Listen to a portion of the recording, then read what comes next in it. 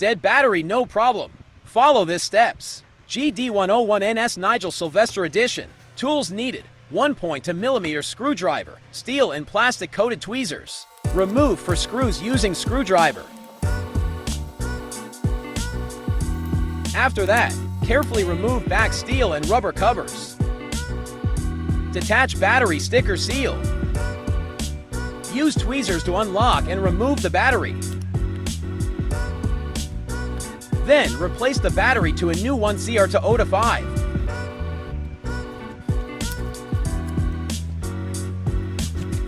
Use plastic-coated tweezers to secure the battery and to avoid shorts.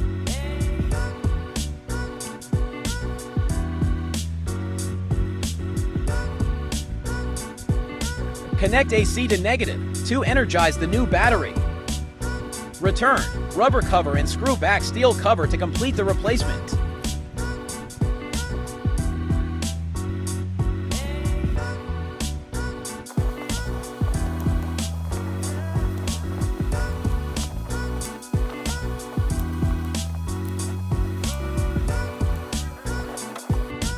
Testing the illumination prior to reset and you're good to go.